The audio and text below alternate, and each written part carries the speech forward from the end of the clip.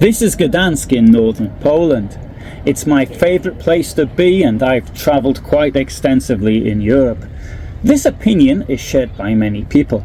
In the summer it's full of tourists who flock to see the St. Dominick's Fair, which I believe is the longest running street market in the world. There are regular ship sailings from the centre of the city along the Motława river, and then the Dead Vistula to the Westerplatte, the place where the Second World War is usually considered to have started. Thus the visitor is reminded of the crucial location of Gdańsk in the beginning of that conflict, which led to so much death and destruction for many in Poland. The area of Gdańsk was particularly hit by the wave of National Socialist terror and hatred as from the 1st of September 1939. One of those involved in this terror is not well known, but for a few weeks in 1939, Erich Walter Eimann was responsible for tens of thousands of murders. In this video, I shall tell his story.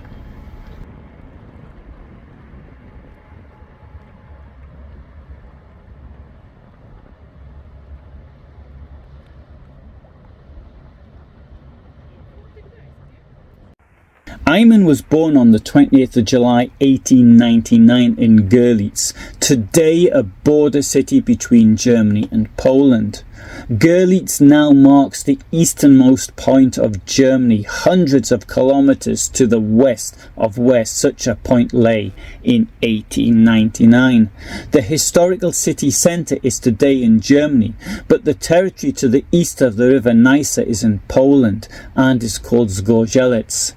This is another place I visit at least once a year.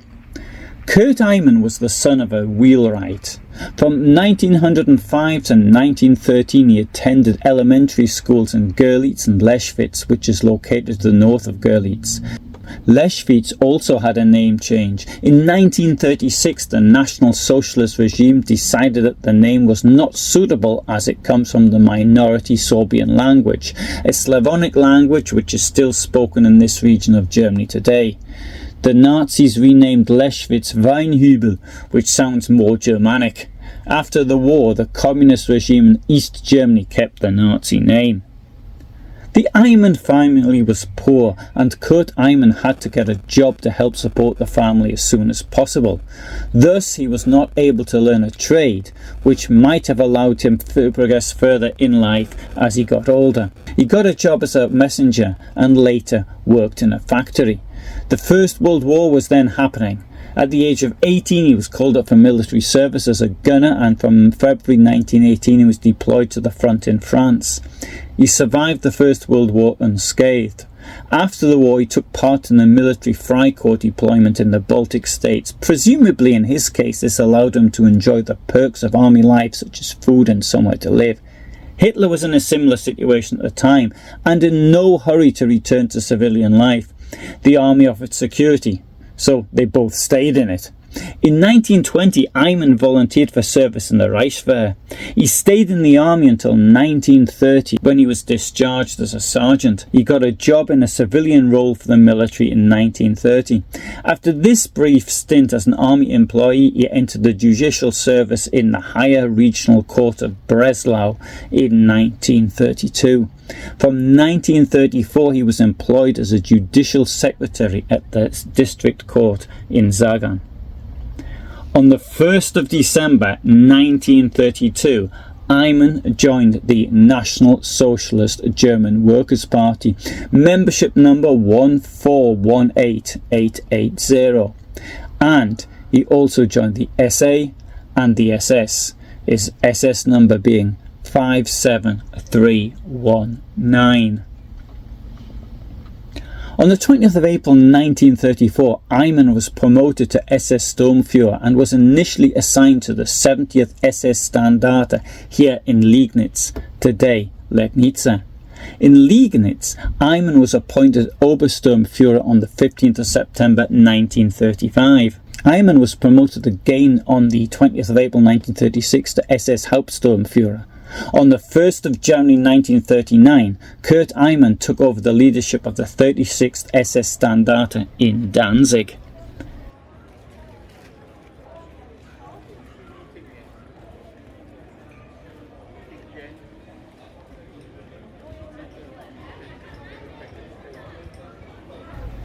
As a result of the First World War, Poland was reconstituted as a state. In the 18th century, it was split between Russia, Austria and Prussia. Territory that had been part of Prussia and thus Germany prior to 1918 was ceded to Poland. In order to give Poland access to the sea, the delegates at Versailles considered ceding the port of Danzig to Poland. It had been part of Poland in historic terms. However, by 1919 the population was overwhelmingly German-speaking. Conceding such a large city with so many people obviously German did not fit in with the national determination aims of the Paris Peace Conference. Thus Danzig became a sort of independent state with its own parliament, but Poland was given rights over this free city, as it was called. When the news that the free city would be created, there were huge protests in Danzig, but to no avail. When the dockers at Danzig refused to unload military supplies for Poland during the war with Bolshevik Russia, the government in Warsaw decided that it could not rely on the German population in the port city and needed to build its own port, which it did just up the coast in Gdynia. The additional competition would have been bad enough in good times, but as international trade fell, times became very hard for many people in Danzig who blamed Poland for the difficulties.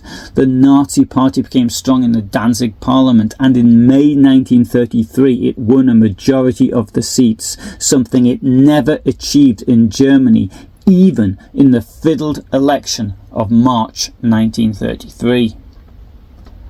Although there was a thaw in diplomatic relations between Poland and Germany following the Nazi rise to power, by the beginning of 1939 Poland stood in the way of Hitler. Himmler decided that more troops were needed in the Free City to assist with the takeover once the time came. On the 3rd of July 1939, Eimann's superior, SS Brigadeführer Johannes Schäfer, founded a special unit of the SS Security Service called the SS-Wachsturmbann Eimann. This unit was officially considered the armed reserve of the Danzig SS and was called the Reinforced SS Police Reserve for Special Tasks. In truth, it was not aimed to be a police unit, but a death squad at the disposal of the Danzig Nazi Party Gauleiter Albert Foster and the SS and police commander in Pomerania, SS Gruppenführer Richard Hildebrand. The staff of this new unit also included SS-Sturmbannführer Max Pauli, later commandant at Stutthof and at the Neuengamme concentration camps. The SS-Wachsturmbann Eimann was intended to support the existing police forces in plans to liquidate the Polish elements of the Free City of Danzig.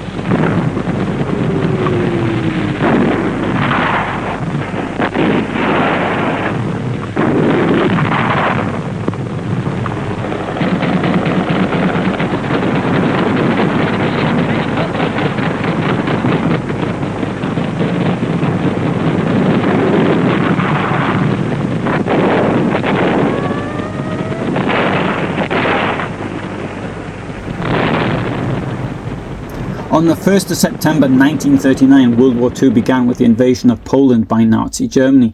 The free city of Danzig was quickly occupied. The role of the Wachsturmbann Eimann was to eliminate potential Polish civilian resistance points in Danzig, such as the Polish Railways Board and at the Polish Post Office. It also participated in battles against the regular Polish army at Westerplatte, Gdynia and Kępa-Oksywska, reinforcing German formations there.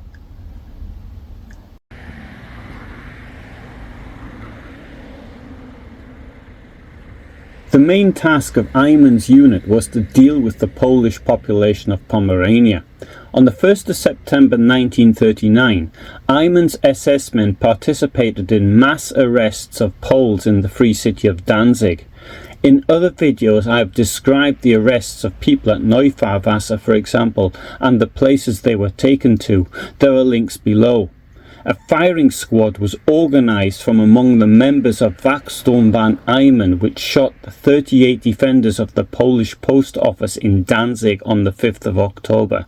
The execution was led by Max Pauli. In the following months, Eimann's unit provided support to police structures, gendarmerie and paramilitary Selbstschutz units in the extermination of what the Nazis called the Polish leadership layer in Pomerania. Eimann's SS carried out, amongst other things, mass arrests and summary executions of Poles in the regions of Kartuza, Kościerzyna and Starogard.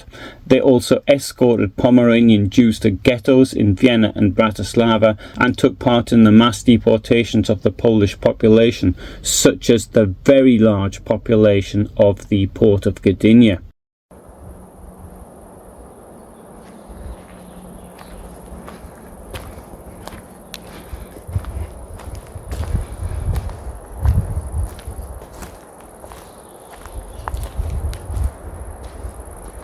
Wachsturmbann Eimann also played a key role during the mass murders in the Piaśnica forest.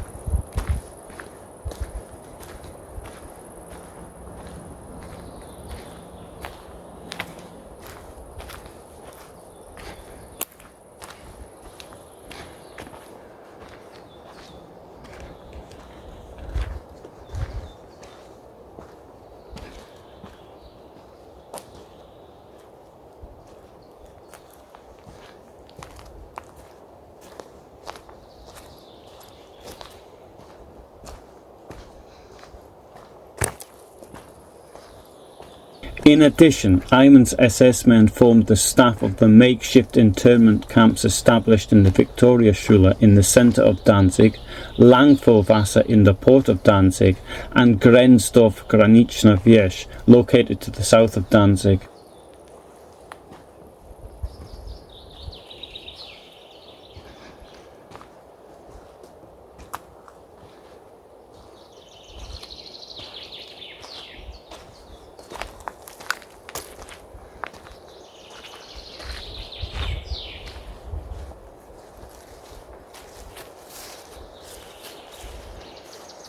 Max Pauli headed the camps command in Danzig, which was responsible for almost all the internment camps in Pomerania. Later, the staff of the Stutthof concentration camp was formed on the basis of the Wachsturmbann Eimann.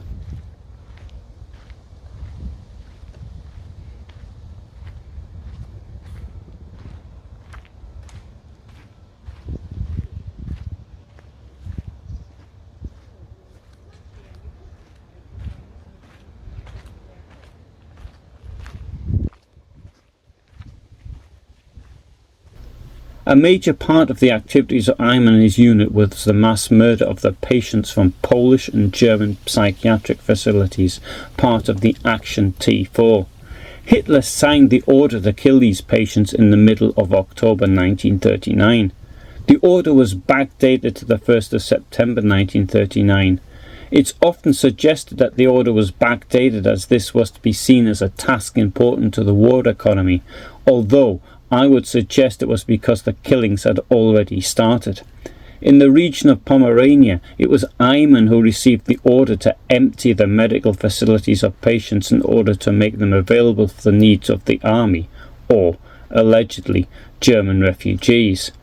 After the war, Eimann claimed that he was terrified by the task he'd been given. Nevertheless, he proceeded to carry it out very meticulously. Even before the murder of the mentally ill began, Eimann and his men were trained in one of the psychiatric hospitals where they were told how nature deals with life unworthy of life, and that healthy animals kill sick animals. As part of Action T4, Eimann's SS men murdered 1,692 mentally ill people in the Szpiegawski forest, mainly patients of the hospital in Kocborowo. As early as the 4th of September 1939, only 2 days after Starogard was captured, an SS-Wachsturmbann Eimann unit arrived at the psychiatric hospital in Kocborowo. It was under the command of SS-Obersturmbannführer Karl Braunschweig. This appears to have been an inspection visit. On the 10th of September 1939, they returned. The first patient of the psychiatric hospital in Kocborowo to be murdered was Augustin Krzyża. He was shot. The Nazis ordered that his body not be removed. It was to lie where he was killed in order to terrorize the other patients. Other patients were shown his body and threatened that they would end up in the same way if they did not follow orders. The Szpiegawski forest is located around 7 kilometers northeast of Starogard. It's a large forest, which in 1939 was the property of the German landowner von Paleski. Because the forest was so large, it was devoid of habitation, yet it was relatively close to towns such as Starogard and Tczew, amongst others, and there was a double-track railway nearby. The soil was also relatively easy to dig in. All of these factors contributed to the location being chosen as a place to murder those the Third Reich considered surplus to its requirements. On the night of the 12th of September 1939, trucks with armed SS men and members of the Selbstschutz drove up to Gdańsk Street in Starogard. At that time there was a workers' barracks there which had been there for many years. All the men were ordered to go out into the street whilst being beaten with batons. All were forced to line up and then their faces were illuminated with torches. Some of the men were taken to the Starogard prison, beaten and released the next day. 11 were taken to the forest near the town of Cicholewe where they were shot. Their bodies lay for several days in the forest by the road from Kokoszowe to Spęgawsk. A guard was placed there to ensure that the bodies were neither taken away nor buried.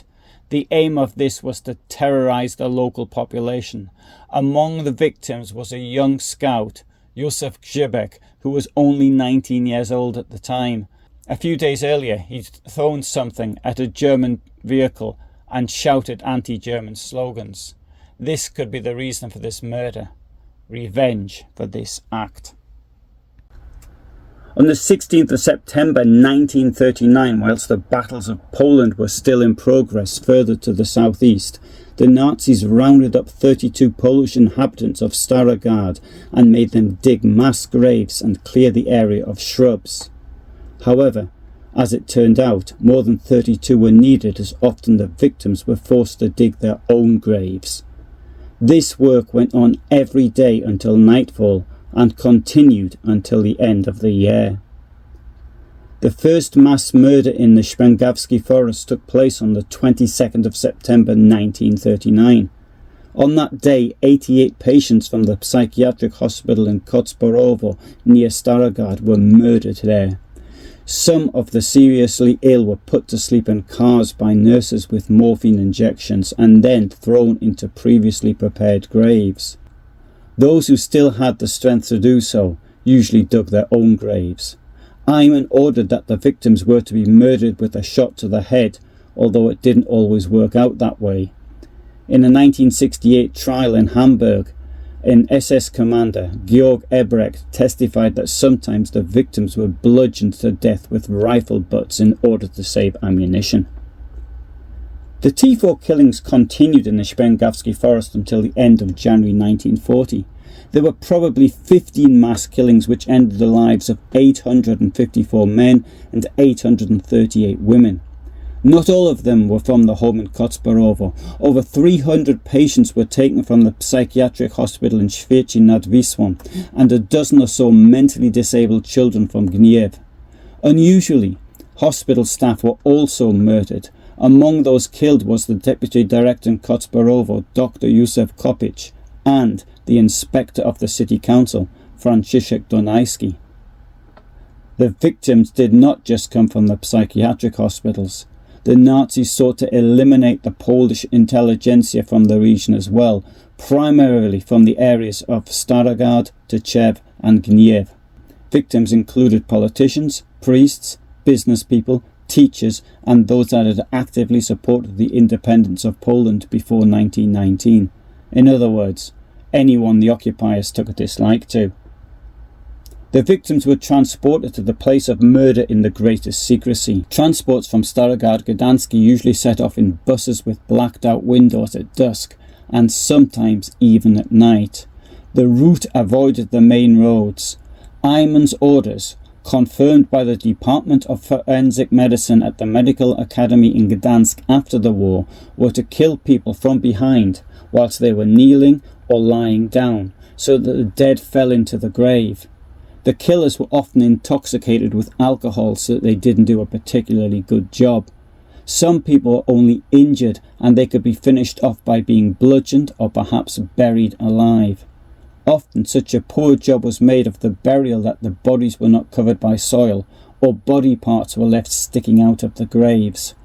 Despite the terror that must have accompanied the victims, Paul Drew said later in court that the murdered often maintained such a dignified posture that it had to be admired.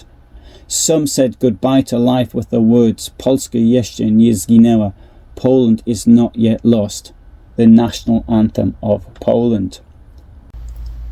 Splewo is a village around 8 kilometers to the west of Starogard Gdańsk. It might have been known to the occupiers as a location where in December 1906 the children had gone on strike in a school in protest against religion being taught in the German language. The strike had lasted 2 days. It was part of protests that had gone on for some time against the Prussian policy of Germanization, and in this case affected nearly 500 schools in the region of West Prussia. In those territories that had been part of the Second Reich up to 1920, it was quite common for German to be the language primarily spoken in the towns, whilst Polish was spoken in the countryside. In early 1939, a conference was held of teachers from the region in Splewo, and they gathered together for this group photograph. I would imagine that many of these people had taken part in the strike 32 years earlier. Most of the people that you can see in this picture were later murdered in the forest. The exact amount of people killed in the Szpęgawski forest is not known. All we know for certain is that somewhere between 5,000 and 7,000 people were murdered. Here are the stories of 4 of the victims. Bolesław Knast was born on the 2nd of August 1879 in Środa Wielkopolska, then part of the German Empire located near Poznan. On finishing school he worked in the textiles industry, and from 1908 to 1913 he headed the local business chamber in Golub. He was also involved in promoting the interest of the Polish minority. During World War I, at the age of 35, he was mobilized into the German army and took part in the conflict in the Balkans. After the war, and now in an independent Poland, he entered politics. He won a seat in Parliament in 1920 as a member of the Związek Ludowo-Narodowy, the Popular National Union, a nationalist Catholic Conservative party. After 1922 he did not seek re-election but devoted himself to local politics. He owned a shop in Pelplin which sold textiles. When the war started he fled together with his family, but following the end of hostilities he returned home. His shop had been taken over by a German and he found out that he'd been put on a wanted list. He was arrested. He and his son Zbigniew were murdered in the forest on the 9th of October 1939. His previous service in the German army clearly not counting for anything. The reason why he was put on a wanted list was probably due to being reported by someone in the German minority who disagreed with his politics, or it could have been because somebody wanted his property. Józef Przygodziński was born on the 24th of February 1878 in Opoki, which is close to Alexandrów Kujawski, then very close to the Russian border, but still within Prussia. His family were landowners and he studied to be a dispensing chemist at Erlangen and Munich universities. During World War I he served in the Prussian army, mainly within the territory of the Second Reich, a large amount of his time being spent in Elbling, today Elbląg. After Poland became independent, he remained in the army, being based as a lieutenant in Torun. Following his discharge, he moved to Pelplin, where he bought a chemist's shop from a German chemist, Emil May, who may have wanted to leave the newly independent Poland for Germany. The chemist was called Pod Orwem and sold household items too. His parents joined him in Pelplin, and he was active in the community and in local politics, supporting the unemployed and the orphanage. He was in Pelplin when the war broke out. He persuaded his wife and daughter to flee, but thought that he needed to stay to look after the chemists. He was arrested on the 29th of September 1939 and put in the prison in Gniew. His property was confiscated and given to a German chemist, Helmut Palm, who was later to flee the advancing Soviets in 1945. Przygodziński was released from prison at the beginning of October, but on the 23rd of that month he was arrested once more. He was probably murdered the next day alongside the other members of the intelligentsia from Pelplin in the Spiergawski forest, his previous service in the German army once more counting for nothing. His wife Małgorzata died in 1944. Their daughter Barbara survived the war, the latter taking over her father's former business, although it was confiscated once more, this time by communist Poland. Her daughter Isabel bought the chemist from the Polish state in 1977. Barbara died on the 15th of April 2003 at the age of 82. Józef Smoczynski was born the 2nd of September 1902 in Grudziądz. He was a priest who at the same time studied the life of Stanisław Hozjusz, a 16th century bishop. In 1933 became a professor of dogmatism in the seminarium in Pelplin. In September 1939 he fled from the advancing Germans to his parents' home in Gniew. His apartment was occupied by the Gestapo and they destroyed his notes from many years of studies. On the 30th of October 1939 he was arrested, held in the castle in Gniew, which acted as a prison, and on the 2nd of November 1939 was murdered in the Spiergawski forest. The Spiergawski forest, however, was not the only place of murder. Between 1,000 and 1,200 patients from the psychiatric hospital in Świecie nad Wisłą were killed between the 10th and the 17th of September 1939. The victims were moved out in batches of 60 people. They were taken to the forests in Sulnów, Luszkówko and Grupa, where they were then shot. They were buried in common graves which were dug by residents of nearby villages. The shootings were carried out by a Selbstschutz unit consisting of 30 men led by Herr Rost, the owner of a brewery from Świecie. Among the victims of the hospital in Świecie were 120 children who were taken to the place of execution under the pretext of going out on an excursion.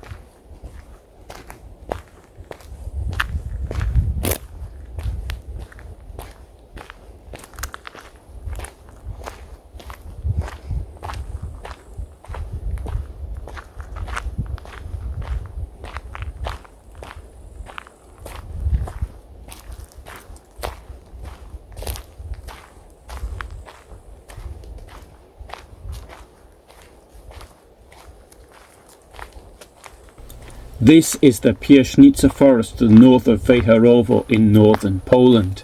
It was Eimann who found this location, or he had someone else find it for him, and then he approved it. It was here that the Wachsturmbann Eimann murdered thousands of Poles from Pomerania who were selected for death, as well as around 2,000 German patients from the medical facilities in Stralsund, Ueckermünde, Altentreptow and Lauenburg in Pommern. Some of the victims may also have come from as far away as Baden in southwestern Germany. Eimann personally came up with the idea of killing the sick one by one with a shot to the back of the head in order to ensure the smooth course of the action. He also made efforts to keep the victims unaware of the fate awaiting them until the very end. It was also Eimann who wanted to make an example for his men, and it was he who shot the first victim. By the end of 1939 it would seem that there was no one left for Eimann to kill. Eimann served as a commander of the SS-Wachsturmbann E until December 1939 when the unit was disbanded. For what he did in Pomerania, he was awarded the Iron Cross Second Class. Around 500 members of his former unit were accepted into the Berlin police. He, however, was to remain in the SS.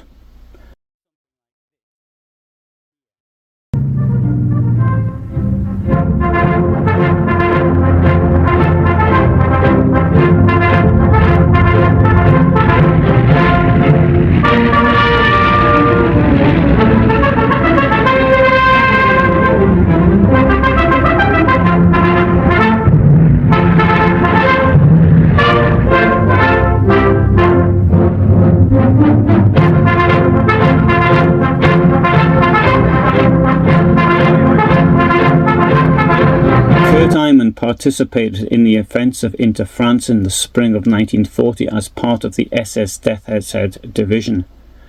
On the 20th of November 1941, Eimann was seconded to the SS Garrison Command in Lublin. Lublin was the centre of the Holocaust, and I would suggest that there may have been a link between him going there and the mass murders that were to take place there, but I know of no record of him participating in crimes against the Jewish people. On the 30th of January 1943, he was promoted to SS-Obersturmbannführer. Towards the end of 1943 he was placed on the reserve. In the winter of 1944-45 he was in Hungary. He participated in the retreat into Austria and was captured by Soviet troops near Linz. He managed to escape from the Red Army, made his way west and was taken prisoner by the Americans. Here too, once more, he managed to escape. He then voluntarily surrendered himself to the custody of British occupation troops. He was released from captivity in 1946. He then worked near Bremen and from 1947 in Misburg near Hanover as a construction worker. Around the beginning of 1951 he started selling detergents on an itinerant basis. Investigations into the murders of patients in psychiatric hospitals in Pomerania were initiated by the District Commission for the Investigation of Nazi Crimes in Gdańsk in April 1967. Around the same time, the murders committed in the Nazi province of Warthegau were also investigated by authorities in Poznan. The results of these investigations were sent to the West German authorities in Ludwigsburg. The investigations into the murder of patients in psychiatric hospitals in the Warthegau region was entrusted to the Public Prosecutor's Office in Hildesheim by the Federal Court. All of these investigations were discontinued in 1978, either due to the death of the suspects or due to lack of sufficient evidence, or to the unknown whereabouts of the suspects. Eimann, however, was found, arrested and put on trial.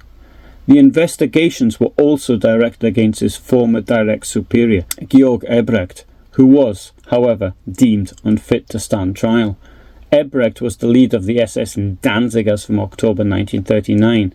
As from late October 1939 to late March 1940, he was also the self-defense leader in West Prussia, and thus directly responsible for ordering the murders of the mentally and physically challenged in the area. During the trial conducted against him by the regional court in Hanover in 1968, Eimann stated that he was terrified by the task he'd been given. He was aware that the hitherto unprecedented extermination action entrusted to him was illegal and constituted the denial of all known forms of social coexistence. On the other hand, he considered this task, entrusted to him by the highest authorities, as an order that he had to carry out in the best possible way, in accordance with his oath. Without seeking additional instructions from his superiors regarding the execution of the order, he decided to carry out the intended killings with the people of his assault unit. In accordance with this idea, in order to ensure the smooth course of the action, the sick were killed individually by means of a shot to the back of the head, and they were kept unaware of the fate awaiting them till the very end. Earlier, Obersturmbannführer Eimann had found a place suitable for shooting. Kurt Eimann supervised the murders from start to finish. Each of the mass shootings was planned by him in every detail. For this crime, in a verdict of the 20th of December 1968, he was sentenced by the regional court in Hanover to 4 years of hard labour. He served only 2 years before being released. In conclusion, I would like to quote a sentence from Dieter Schenk's book, Albert Foster, Hitler's Governor in Danzig, and I quote, "The post-war West German justice system knew the names of 1,701 people suspected of participating in mass murders, which claimed the lives of about 60,000 people in Gdańsk, West Prussia. Only 10 of them were convicted." Dieter Schenk was himself a criminal investigator, and one can imagine how he must feel about this miscarriage of justice.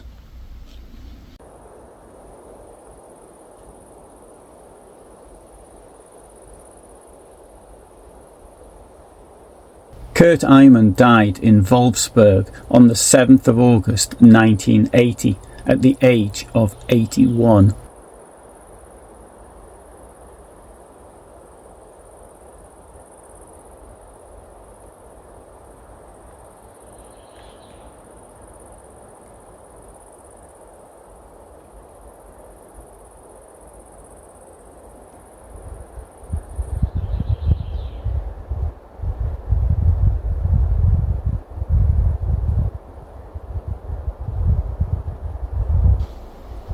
I hope you found this interesting. I've done a number of videos relating to Nazi crimes in Poland and the beginning of World War II, and there are some links to some of those videos below.